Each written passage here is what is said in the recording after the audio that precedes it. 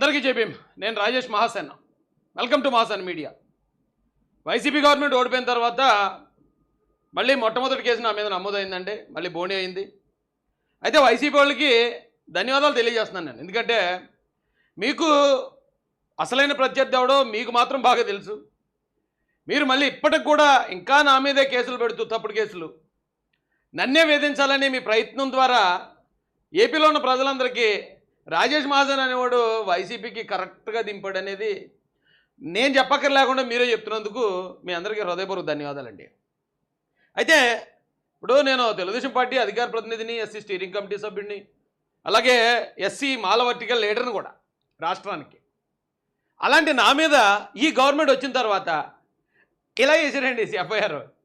చాలా ఆశ్చర్యం అనిపించింది నాకు. ఓకే, నేనైతే ఏదో గవర్నమెంట్ వచ్చిందనో లేకపోతే మేము ప్రతిపక్షంలో ఉన్నప్పుడు నా మీద కేసులు వేయొద్దు, నేను అలాంటి నాయకుడిని ఇలాంటి నాయకుడిని ఎక్కడ నేను గొప్పలో గప్పాలు చెప్పుకుని బతకలేదు. ఎవరైనా ఒకవేళ పోలీసులు కేసు వేసారనుకో ఏనివ్వండి, నేను తప్పు చేస్తే భయపడాలి, తప్పు చేయనప్పుడు ఎవరికి భయపడను. కోర్టులో తేల్చుకుందాం. నా దగ్గర అన్ని సాక్ష్యాలు ఉంటాయి. నన్ను ఏ కేసులోనూ తప్పుడుకి ఇరికించలేదు. కాబట్టి ఆ సాక్ష్యాలన్నీ నేను నిరూపించుకోవడానికి ఏమో నాకు ఎప్పుడు గతంలో వైసీపీ గవర్నమెంట్ 30 కేసులు పెట్టారు, అప్పుడే భయపడలేదు.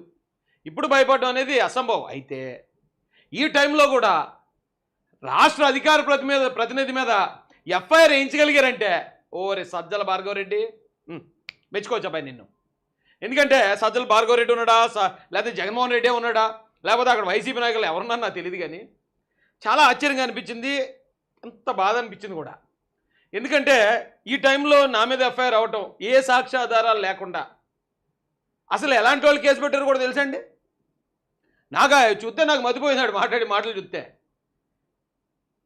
చంద్రబాబు నాయుడు గారిని, పవన్ కళ్యాణ్ గారిని, నారా లోకేష్ గారిని, అలాగే గంటి హరీష్ మాధురి గారు అమలాపురం ఎంపీ గారిని బండ బూతులు తిట్టిన ఒక సైకోగాడు ఆయన అరెస్ట్ చేయలేదు, ఆయన బయట వదిలేశారు. ఆయన బయట తిరుగుతున్నాడు చక్కగానే. పోలీసు వాళ్ళు వాళ్ళ మీద యాక్షన్ తీసుకోలేదు కాబట్టి నేను చూస్తాను, నేనే తిరిగి కేసులు పెడతాను ఈసారని తప్పుడు కేసులు పెట్టడానికి తెగబడ్డాడు. ఒకంత అక్కడ కోనసీమ అంబేద్కర్ కోనసీమ జిల్లాలో ఉన్న పోలీసుల అలసత్వం ఒకంత కనిపిస్తుందండి. ఎందుకంటే అలాంటి వాడిని అరెస్ట్ చేయాలి కదా. అసలు అరెస్ట్ చేయకుండా బయటకు వదిలేస్తే వాళ్ళకి తెలిసిన పని అదే కదా. ఒకసారి ఆ వీడియోలు చూపిస్తాను మీకు, దాన్ని బట్టి మీరు ఆలోచించండి. అలాంటి వాళ్ళు నా మీద పెడుతున్నారు కేసులు ఇంకా వైసీపీ వాళ్ళు.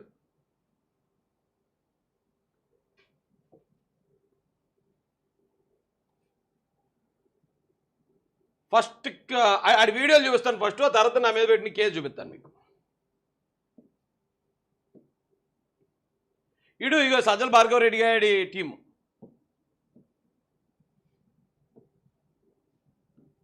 సజ్జల భార్గవరెడ్డి జీతాలు ఇచ్చి అదే 5,000 8,000 జీతాలు ఇచ్చి పోషిస్తున్నారు కదా, అందులో ఆ టీంలో ఒక రోడ్డు. యాక్చువల్గా నేను ఇప్పుడు నా మీద చాలామంది తప్పుడు కేసులు పెట్టారు, హత్య ప్రయత్నాలు చేశారు, నన్ను నా ఇంట్లో ఆడవాళ్ళని చాలా దారుణంగా చేశారు. కానీ ఏ రోజు నేను వాళ్ళ మీద కేసులు పెట్టాలి, మా గవర్నమెంట్ వచ్చింది కదని ఎప్పుడు అనుకోలేదండి. సర్లేగా గవర్నమెంట్ ఉన్నప్పుడు నేను చేసే ఫైటు జగన్మోహన్ రెడ్డి లేకపోతే వైసీపీ తట్టుకోలేకపోయేవారు. వాళ్ళు తట్టుకోలేకే నన్ను చంపేయాలని కూడా చూశారు. నా మీద కేసులు పెట్టారు, కేసులు పెడితే నేను లొంగలేదు కాబట్టి చంపేయాలని కూడా చూశారు. ఇక్కడ పెట్టండి ఒకసారి, అది హరి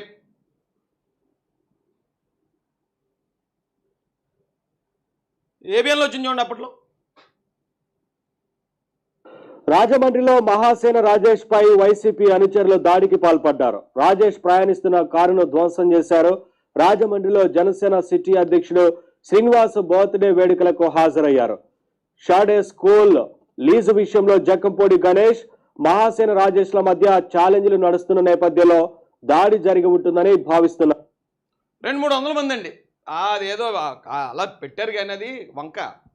కానీ జగన్మోహన్ రెడ్డి గారు చేయించింది. ఎందుకంటే 100 కొడితే పోలీసులే రాలేదు ఆ రోజున. అంటే అక్కడ దాకా ఉంది అది. అయితే అలాంటప్పుడే నేను కేసులు పెట్టలేదు. ఇప్పుడు నేను పెట్టాలంటే పెట్టచ్చు, సర్లేగా. అప్పుడు నన్ను ఆపడానికి వాళ్ళు ఏదో ఒక అస్త్రం కావాలి కాబట్టి కేసులు పెట్టారు, రౌడీ షీట్లు పెట్టారు, ఇంట్లో ఆడవాళ్ళని తిట్టారు, నన్ను చాలా ఇబ్బందులు పెట్టారు, హౌస్ అరెస్టులు చేశారు, ఎక్కడెక్కడికో తీసుకుపోయి అన్నీ చేసినా కూడా నేను ఆగట్లేదు కాబట్టి చంపేద్దాం అనుకున్నారు. కానీ నా ఫైట్ ఆపలేదు ఎక్కడ. అందుకని నేను వాళ్ళ ఎవరి మీద టార్గెట్ చేయాలని అనుకోలేదండి. కానీ ఇప్పుడు ఇంకా మా గవర్నమెంట్ వచ్చా కూడా మళ్ళీ నా మీద కేసులా, ఇంకెన్ని కేసులు పెడతారా స్వామి. పోనీ నేనేమన్నా ఎమ్మెల్యే అయిపోయాడు, ఎమ్మెల్యే అయిపోయాడు, ఇన్ని ఎలాగైనా లాగాలనుకున్నారు. ఎమ్మెల్యే టికెట్ను కూడా ఈ వైసీపీ దయ వల్లే కదరా దాన్ని కూడా దూరం చేశారు. పార్టీలో కూడా ఆ పార్టీని కూడా ఇబ్బంది పెట్టి సెంటిమెంటల్ ఎమోషనల్ బ్లాక్మెయిల్ చేసి నాకు నేనుగా తగ్గేలా చేశారు. ఇంకా మీ పగ చల్లారలేదేట్రా? వైసీపీ వాళ్ళు అడుగుతున్నాను. ఇప్పుడు ఇలాంటి పిల్లబచ్చగాళ్ళందరినీ ఉసుకొలిపి నా మీదకి ఈడేమని తిడుతున్నాడు ఒకసారి చూడండి. చంద్రబాబు నాయుడు యొక్క భార్య ఫోటోలు ఎడిటింగ్లు చేయడం మాకు 2 నిమిషాల పని. నారా లోకేష్ నీకు చెప్తాను, ఇది ఫోటోలు ఎడిటింగ్ చేయడం 2 నిమిషాల పని అంటే వాళ్ళు ఫోటో ఎడిటర్లు. అమ్మాయిల ఫోటోలు, చంద్రబాబు నాయుడు గారి ఇంట్లో ఆడవాళ్ళ ఫోటోలు, పవన్ కళ్యాణ్ గారి ఇంట్లో ఆడవాళ్ళ ఫోటోలు, లోకేష్ గారి ఇంట్లో ఆడవాళ్ళ ఫోటో, వాళ్ళ ఫోటోలన్నీ మార్పింగ్లు చేయడానికి ఏర్పాటు చేసుకున్న బ్యాచ్ ఇది. ఇలాంటి బ్యాచ్లో ఇలాంటి చిల్లర గడిచిన కంప్లైంట్ మీద మరి మల్కీపురం పోలీసు వారు నా మీద ఎఫ్ఐఆర్ వేశారు అంటే అది కూడా ఎలాంటి సాక్ష్యాలు ఉన్నాయి అవి కూడా మీకు చూపిస్తాను ఉండండి. అనుకుంటావు, రిక్వెస్ట్ అనుకుంటావు, నీ ఇష్టం. నీ ఫోటోలు ఎడిటింగ్ చేయాలని, నీ భార్య ఫోటో, బ్రాహ్మణి ఫోటోలు ఎడిటింగ్ చేయాలని నాకు నిమిషాల పని కాదు చెప్తున్నాను నేను. నేను ఆడింగ్ నా కొడుకులాగా ఫేక్ ఐడీతో చేయను రా లోకేష్ చెప్తున్నాను నీకు. నా ఒరిజినల్ ఐడితో పోస్ట్ చేస్తాను చెప్తున్నాను. నా ఒరిజినల్ ఐడితో పోస్ట్ చేస్తాను, బట్టలు ఇప్పిన ఫోటోలు పోస్ట్ చేస్తాను చెప్తున్నాను. నిజంగా ఏంట్రా నాటకాలు దొబ్బుతున్నారు నా కొడకలారా మీరు? రాజకీయాలు చేయడం చేత కదరా ఆడింగ్ నా కొడకలారా? రాజకీయాలు మాట్లాడడం చేత కదరా మీకు ఆడింగ్ ఏదవల్లారా? మీ బతుకులు చెడ. నా ఏం పార్టీరా? దరిద్రం పార్టీ. అదేం పార్టీరా? చిన్న కొడకలారా మీరు? ఎరా లోకేష్ బేవర్సన కొడక, నీ లజ్జ నీ కుక్కలకు చెప్పుకోలేవంటారా బేవర్సన కొడక? నువ్వు నీ పార్టీ, నువ్వు మనిషిని, మీరు నాయకులు నా కొడకలారా మీరు. మీ భార్యల ఫోటోలు, మీ అమ్మల ఫోటోలు మేము ఎడిటింగ్లు చేస్తాం. అర్థమైందా? ఆయన మీ పార్టీ అయితే మీకు సంస్కారం, మీకు బుద్ధులు వచ్చిందిరా. ఎన్టీ రామారావు దగ్గర లాక్కున్న పార్టీ అది. ఆయనకి వెన్నుపోటు పోటు తెచ్చుకున్న పార్టీ అది. మీకెక్కడుంటే సంస్కారం, మీకెక్కడుంటే బుద్ధి, మీకెక్కడుంటే నీచాలు? మా అమ్మని నా భార్య తిట్టానే పెదవ మొండేడు బిల్లేసాడుగా చంద్రబాబు నాయుడు బేవసన కొడకల్లారా. ఇలాంటి వ్యక్తికి మల్కీపురం పోలీసులు సపోర్ట్. మల్కీపురం పోలీస్ స్టేషన్లో అంటే చంద్రబాబు నాయుడు గారిని తిడితే, లోకేష్ గారిని తిడితే వాళ్ళ ఇంట్లో ఉన్న మహిళల ఫోటోలు మార్పింగ్ చేసేవాడికి మల్కీపురం పోలీసులు సపోర్టా? మరి అదే అనుకోవాలి కదా. ఎందుకంటే ఈ వీడియోలన్నీ హల్చల్ చేస్తున్నాయి బయట. ఇలాంటి వ్యక్తి ఇచ్చిన కంప్లైంట్ మీద మరి కనీసం ఆధారాలు లేకుండా ఎఫ్ఐఆర్ వేశారంటే ఏమనాలి సార్ మిమ్మల్ని? ఫోటోలు ఎడిటింగ్ చేస్తాను, మార్పింగ్ చేస్తాను, ఎవరెవరి ఫోటోలను ఎలాగన్నా చేస్తానని పబ్లిక్గా చంద్రబాబు నాయుడు గారిని, లోకేష్ గారిని థ్రెటన్ చేస్తున్నాడు. ఇలాంటి వాళ్ళకి ఒక గంజాయి పొట్లం 8,000 జీతం అంట ఆ డిజిటల్ కార్పొరేషన్ నుంచి. ఇలా ఇచ్చి ఇలా తిట్టించేవాళ్ళు ఈడు కంప్లైంట్ ఇస్తే నా మీద ఎఫ్ఐఆర్ వేసారండి. అయ్యమ్మ ఎక్కడ ఉన్నామండి ఇంకా మనం? ఇంకా ఉన్నాయి చూడండి. ఇది హరీష్ గారా? అందరికీ జైభీమ్. నేను Rajesh Mahasena. Welcome to Mahasena media. నిన్న మీకు వీడియో చూపించాను. ఎవడో ఒకడు ఈ నెట్వర్క్లో 50,000 మంది ఎంతమంది ఉన్నారట, ఆ 50,000 మందిలో ఒకడు వచ్చాడు. ఆడు బండ బూతులు, లోకేష్ గారిని, ఇంట్లో వాళ్ళని మార్పింగ్లు చేస్తానని రకరకాలుగా బూతులు తిట్టేవాడు. నిన్న కంప్లైంట్ ఇచ్చాడు నా మీద. ఆ కంప్లైంట్ ఎఫ్ఐఆర్ చేయించి, ఆ ఎఫ్ఐఆర్ని వాళ్ళు ఇప్పుడు ఎలా ప్రచారం చేస్తున్నారు తెలుసండి? చెప్తే షాక్ అయిపోతారు. తెలుగుదేశం పార్టీ అఫీషియల్ పేజ్ నుంచి అప్పట్లో పోస్ట్ పెట్టారు. వరద బాధితుల ముసుగులో వైసీపీ కార్యకర్తలు కష్టపడి పనిచేస్తున్న ప్రభుత్వ యంత్రాంగంపై తప్పుడు ఆరోపణలు, పుకార్ల వ్యాప్తికి ఎన్జీఓ ముసుగులో తన పేటీఎం బ్యాచ్ను వాడేసిన జగన్ముఠ. ఇప్పటికే ప్రకాశం బ్యారేజీపై కుట్ర బయటపడింది. మరోపక్క ప్రభుత్వంపై విషం చెమ్మటానికి వరద బాధితుల ముసుగులో వైసీపీ సైకోల్ని పంపి కుట్ర చేస్తున్నారని టీడీపీ అఫీషియల్ పేజీలో కొన్ని ఫోటోలు వచ్చాయి. ఆ ఫోటోల్లో ఉన్నవాడు ఒకడు. వాడు ఇప్పుడు ఏం చేస్తున్నాడు, ఎలాంటి ప్రచారం చేస్తున్నాడంటే, మహిళను వేధింపులు గురి చేసిన టీడీపీ అధికార ప్రతినిధిపై కేసు నమోదు చేయించిన సీఎం చంద్రబాబు నాయుడు.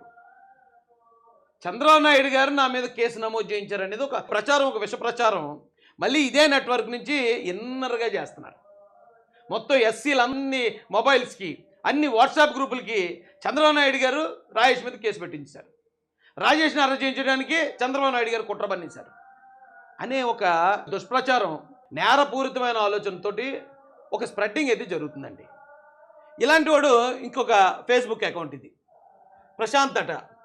సోషల్ మీడియాలో వేధింపుల విషయంలో సొంత పార్టీ అని కూడా ఉపేక్షించకుండా టీడీపీ అధికార ప్రతినిధిని చెప్పుకుంటున్న ఒక వ్యక్తిపై బిఆర్ అంబేద్కర్ కోనసీమ జిల్లాలో రాజోల్లో కేసు నమోదు చేసిన టీడీపీ ప్రభుత్వం. ఏ మాటకు ఆ మాట కొన్ని విషయాల్లో నారా చంద్రబాబు నాయుడు గారే కరెక్ట్.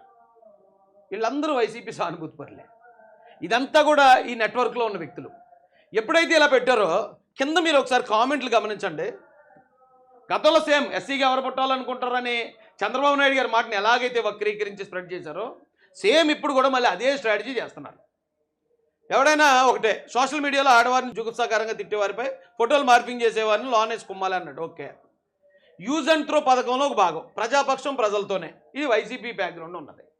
అంటే రాజేష్ మహాసేన్ అంటే ఎస్సీ నాయకుడిని యూజ్ చేసుకుని త్రో చేశాడు చంద్రబాబు నాయుడు గారు. పాపం రాజేష్ అన్నకి శ్రమలు ఎక్కడికి వెళ్ళినా పోవట్లేదు. మాలలు తెలుగుదేశం పార్టీకి దూరంగా పోయే విధంగా ఎందుకు పార్టీ ఎలా చేస్తుందో అర్థం కావడం లేదని నా ఆలోచన. సొంత పార్టీ పాలనలోనే ఇతని పరిస్థితి ఎలా ఉంటే రేపు అధికారం మారితే ఇంకా భయంకరంగా ఉంటుంది. వైసీపీ పార్టీలు కేసులు పెడుతుందని చంద్రబాబు ఊరికే అనేవాడు. అసలైన కామెడీ ఏమిటంటే సొంత పార్టీ అధికార ప్రతినిధి రాజేష్ మహాసేన్ మీద కేసు పెట్టాడు.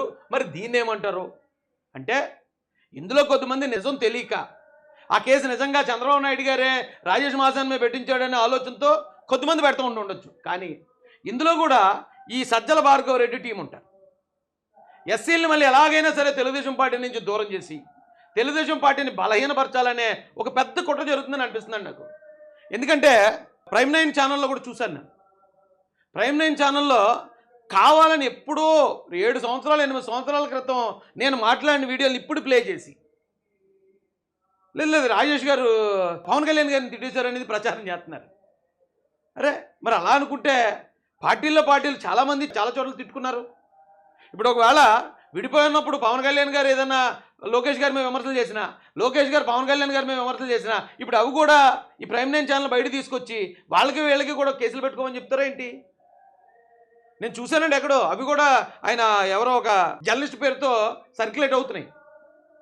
లోకేష్ గారిని అరెస్ట్ చేయాలి, చంద్రబాబు నాయుడు గారిని అరెస్ట్ చేయాలి, పవన్ కళ్యాణ్ గారిని ఏదో అన్నారు అని అవి కూడా చూశాను నేను. అంటే ఎంత పెద్ద స్ట్రాటజీ, లోతైన స్ట్రాటజీ జరుగుతుందో ప్రజలందరూ అర్థం చేసుకోండి. ఏమండి ఇంకా చూడండి, కామెంట్ చూడండి. చంద్రబాబుకు మాల అవసరం లేదని జనసేనకు మాల కార్పొరేషన్ ఇచ్చి ఇండైరెక్ట్గా చెప్పాడు, కానీ రాజేష్కి అర్థం కావటం లేదు. ఇలా చూస్తే జగన్మోహన్ రెడ్డి గారు రాజేష్ విషయంలో, ఎస్సీల విషయంలో చాలా బెటర్. అంటే చంద్రబాబు నాయుడు గారిని డిఫేమ్ చేయటం, ఇదంతా కుట్రపూరితంగా ఒక 4-5 ఒక గ్యాంగ్గా కలిపి చేస్తున్నారు. ఇది చేస్తున్నారు కాబట్టి ఒకడేమో పవన్ కళ్యాణ్ గారిని, చంద్రబాబు నాయుడు గారిని, లోకేష్ గారిని, ఇంట్లో ఉన్న మహిళల్ని అసభ్యంగా మాట్లాడి ఫోటోలు మార్పింగ్ చేస్తానని చెప్పి పబ్లిక్గా చెప్పి చేశాడట.